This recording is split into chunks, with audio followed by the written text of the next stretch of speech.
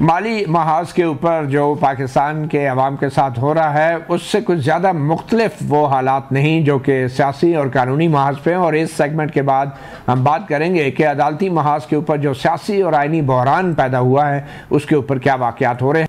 तो हसनात मलिक साहब, आपसे ही गुफ्तगू का आगाज़ करते हैं। ये सुप्रीम कोर्ट में बड़ी तेज़ी से फ़ज़ा बदल रही है मखसूस नशिस्तों के हवाले से, क्या लग रहा है? क्या ये सुन्नी इत्तेहाद कौंसिल को सीटें जाएंगी, हुक्मरान इत्तेहाद को जाएंगी, या फिर एक तेज़ी से जो नई चीज़ सामने आ रही है कि PTI ने भी बतौर एक सियासी जमात इलेक्शन लड़ा है, तो इस बात का इम्कान मौजूद है कि आइन की तशरीह करते हुए PTI को बतौर एक सियासी जमात इलेक्शन में एक उम्मीदवार करार देते हुए ये मखसूस नशिस्तें उनको भी मिल जाएँ, या इलेक्शन कमीशन को कहा जाए कि आप 3 दिन की मज़ीद मोहलत दें किसी भी उम्मीदवार को कि वो फ़ैसला करे उसने किस जमात को ज्वाइन करना है, और क्या PTI भी वो जमात हो सकती है? जी बिल्कुल, इस मामले में ये है कि ये तो यूनानिमस व्यू है कि ये जो कैंडिडेट थे, जो रिटर्न कैंडिडेट, ये PTI ज्वाइन कर सकते थे और PTI को रिजर्व सीटें मिल सकती थी। और ये भी है कि इलेक्शन कमीशन ने 13 जनवरी के फैसले की गलत इंटरप्रिटेशन की। अब इसमें बुनियाद पे क्या अब जो ये गलतियां हुई इलेक्शन कमीशन से, इस पे PTI को जो है वो मिलनी चाहिए रिजर्व सीटें या नहीं? अब इसमें जो 2 पॉइंट ऑफ व्यू नज़र आ रहे हैं। एक तो यही है कि PTI का अगर एक भी आदमी जिसने एफिलिएशन अपनी जाहिर की है PTI के साथ, वो उस अगर वो साबित हो जाता है, जिस तरह आप आज जैसे याह्या अफरीदी कह रहे थे कि 6 कम अज़ कम ऐसे लोग हैं जो रिटर्न कैंडिडेट भी हैं और इनकी एफिलिएशन PTI के साथ जो वो एडमिटेड है इलेक्शन कमीशन की तरफ से। तो अब ये है कि वो अगर इस इंटरप्रिटेशन पे देखा जाए तो PTI को जैसे मंसूर अली शाह कह रहे हैं कि 3 दिन का मौका मिले दोबारा इन लोगों को और फिर PTI ज्वाइन कर लें।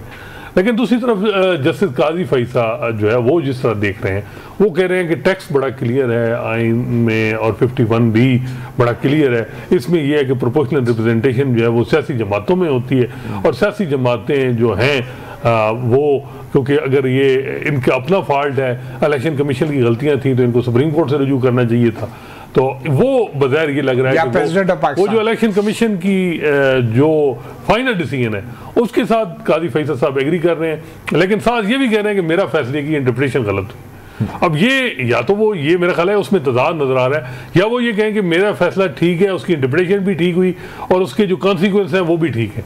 आप एक तरफ कहते हैं कि इलेक्शन कमीशन ने आपके फैसले की इंटरप्रिटेशन गलत की है, और दूसरी तरफ आप कहते हैं कि जी जो इलेक्शन कमीशन ने PTI को नहीं दिया या दूसरों को दे दिए वो भी ठीक दिया। तो ये तजाद मुझे लग रहा है उनके पॉइंट ऑफ व्यू। हसनात मलिक साहब, आज जो है 2 रिपोर्टें मांगी हैं सुप्रीम कोर्ट के 3 जजों ने, जस्टिस आयशा मलिक, जस्टिस मंसूर अली शाह और जस्टिस अतहर अल्लाह ने, बल्कि जस्टिस मुनीब ने। उन्होंने कहा कि 2018 और 2024 के जो इलेक्शंस हुए उसके अदाद शुमार बताए जाएं कि कितने जनरल सीटों पे लोग इलेक्ट हुए थे, कितने पॉलिटिकल पार्टीज थे, कितने इंडिपेंडेंट थे और उनको कितनी मखसूस नशिस्तें मिली। तो उससे थोड़ी नंबर गेम क्लियर होगी और ये अंदाज़ा होगा बकौल जस्टिस मंसूर अली शाह के कि कितना ड्रास्टिक चेंज आ जाएगी अगर इलेक्शन कमीशन की इंटरप्रिटेशन को तस्लीम कर लिया गया मैंडेट की रिप्रेजेंटेशन के हवाले से। मसलन ये जो मेरे पास आदाद शुमार है अब की 2024 के जो इलेक्शंस हैं उसमें जनरल सीट जो है जो हुक्मरान इत्तेहाद के पास हैं वो 209 हैं जो हुक्मरान इत्तेहाद के पास हैं। अगर और इसमें वो भी शामिल है मखसूस नशिस्तें जो उनकी बनती थी जो पहले उन्हें दी गई थी। अब अगर ये 22 के करीब खवातीन की नशिस्तें भी इनको दे दी जाती हैं तो ये 231 बन जाते हैं, 2/3 अक्सरियत बन जाती है, 25 का क्रॉस कर जाते हैं, मतलब 231 की टोटल बन जाते हैं, 225 का क्रॉस कर जाते हैं।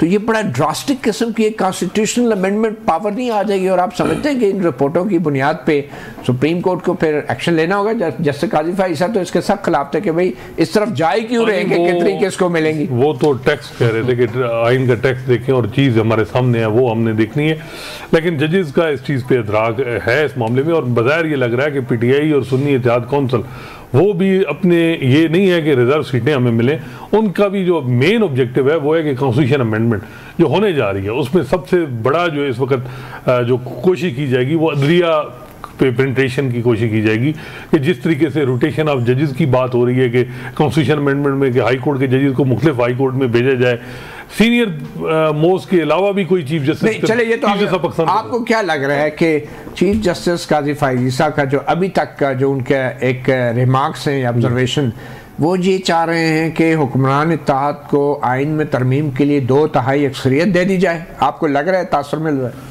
देखिए, उनके रिमार्क्स तो बड़े वाजे हैं कि वो कहते हैं, वो सारा उनका जो पूरा आर्गूमेंट है वो हाइपर टेक्निकलिटीज पे है मामला। वो ये कहते हैं कि टेक्स्ट को देख के मैंने नहीं, तो टेक्स्ट में भी टेक्निकली तो कुछ नहीं है ये, लेकिन वो 51 में तो कहीं नहीं है कि मुतनासिब नुमाइंदगी का ये उसूल है कि एक पार्टी को उसकी पूरा शेयर देने के बाद बाकी भी उसको दे दिया जाए। ये आर्टिकल 51 में कहाँ लिखा हुआ है? शाहिद साहब, असल मसला साहब जो ये है ना कि अटॉर्नी जनरल भी, इलेक्शन कमीशन के वकील भी, वो तो इस बात पे दलाल कर रहे हैं कि ये 2 बड़ी जमातें हैं, नून लीग और पीपल पार्टी, और तीसरी तो जमात है ही नहीं। जी, जमात है। लेकिन सवाल तो ये है ना कि जो तीसरी जमात बकौल इलेक्शन कमीशन के नहीं है, अगर वो सुप्रीम कोर्ट इस नतीजे पे पहुंचती है कि पीटीआई एक जमात के तौर पे इलेक्शन लड़ी है, तो फिर तो इलेक्शन कमीशन के और अटॉर्नी जनरल के सारे दलाल जाया हो जाएंगे। फिर तो वो अगर जमात के तौर पे डिक्लेयर हो जाती है आइन की तशरीह। ये कितने जजेस करेंगे? 13 में से 7 जजेस का कम से कम होना जरूरी है। जो ये तो आपको क्या लग रहा है कि वो पीटीआई को सियासी जमात करार देंगे? ये ज्यादा चांसेस यही हैं कि मेजॉरिटी ये डिक्लेयर कर दे जो जिस तरफ मामला जा रहे हैं। बारकाफ जो है वो चीफ जस्टिस काजी फैज साहब भी अभी जो आखिर में हमने देखा कि वो अपनी पोजीशन पे ही खड़े हैं, और उनका ये है कि जी टेक्स्ट में बड़ा वाज़ेह है कि प्रोपोर्शनल रिप्रेजेंटेशन उस वक्त जो जमातें मौजूद होंगी उन्हीं में ही माले गनीमत तकसीम होगा और नया किसी को नहीं हो सकता। लेकिन जस्टिस तुमने के बकौल शोएब शाहीन साहब, टेक्स्ट में तो आर्टिकल 17 भी बड़ा वाज़ेह है कि उसमें तंजीम साजी का हक है। वैसे मैं समझता हूँ कि सबसे इम्पोर्टेंट पूरी उनका जो सबसे इम्पोर्टेंट था कि क्या इलेक्शन कमीशन एक पॉपुलर जमात को एलिमिनेट कर सकता है और मिस इंटरप्रिटेशन करके जो जनवरी 13 के फैसले पे, तो उस पे अब जस्टिस काजी फैज साहब भी वो ये कहते हैं कि मेरा फैसला इंटरप्रिटेशन ठीक नहीं हुई, लेकिन उस पे जो कॉन्सिक्वेंस है क्या वो उसका उस पे भी कुछ करेंगे या वो कहेंगे कि ठीक है जी जो कुछ हो गया हो गया? जब ये मानते हैं कि इंटरप्रिटेशन इन्होंने गलत की है, फिर कह रहे हैं कि आईनी इदारा है, उसका एहतराम भी जरूरी है और वो अपने फेयर में बेहतरीन काम भी कर रहे हैं। बेशक गलत इंटरप्रेट करें, एहतराम बड़ा जरूरी है। बहरहाल जी, एक छोटी सी ब्रेक लेंगे। ब्रेक के बाद आपको ये दिखाएंगे कि जस्टिस मंसूर अली शाह जो आने वाले चीफ जस्टिस हैं और जस्टिस काजी फैज साहब जो जाने वाले चीफ जस्टिस हैं, इनके बीच जो है आइन के जो टेक्स्ट है, जो अल्फाज हैं, उनको समझने के हवाले से इख्तलाफ क्या है। बड़ी दिलचस्प उनका एक मुकालमा हुआ इन दोनों मर्सिस जजेस के दरमियान। एक छोटी सी ब्रेक के बाद आपको सुनाते हैं और फिर इस पर भी बात करते हैं।